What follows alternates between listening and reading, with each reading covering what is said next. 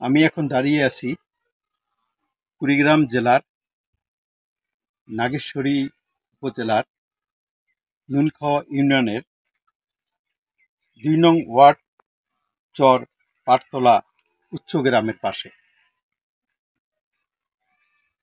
এই উচ্চ গ্রামটি নদীগর্ভে একসময় বিলীন ছিল। সেখানে অনেক জনসাধারণের ঘরবাড়ি হয়েছে, কিন্তু তাদের চলাচলের জন্য এ বাড়ি থেকে ও বাড়ি যাওয়ার কোনো রাস্তা নেই। বন্যা মৌসুমে তাদের নিদারুণ কষ্ট হয় এ বাড়ি থেকে ও বাড়ি যেতে। এই এলাকার জনগণের আবেদন, রহমানের বাড়ি হইতে মাদ্রাসা হয়ে আইয়ুবের বাড়ি পর্যন্ত এই জায়গাটুকু যদি একটি ইউনিয়ন পরিষদের অর্থায়নে একটি রাস্তা করে দেওয়া হয়, তাহলে এই এলাকার জনগণ তাদের কিছুটা হলেও কষ্টের থেকে তারা রেহাই পাবে। যখন বন্যা মৌসুম আসে তখন এই এলাকায় পানিতে ভরে যায়।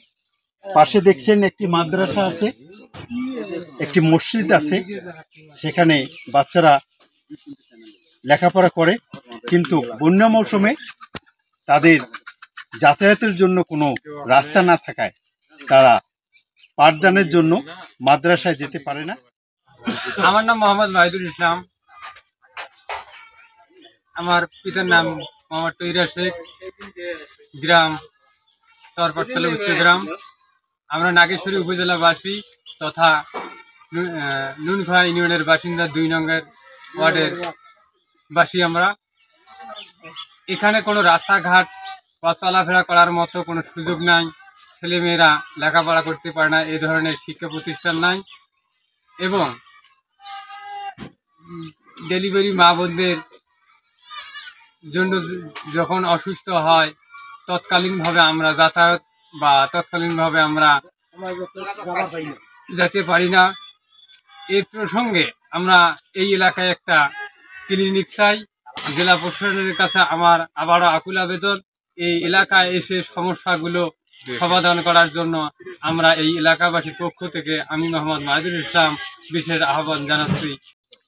আমি এই মুহূর্তে অনুরোধ করব কুড়িগ্রামের উপজেলা প্রশাসন, জেলা প্রশাসন, নুনখাওয়া ইউনিয়ন চেয়ারম্যানের কাছে, তিনি যেন এই এলাকার জনগণের সুবিধার জন্য এই রাস্তাটিকে একটু বরাদ্দ দিয়ে জনগণের সুবিধা করে, এই কামনাই করছি।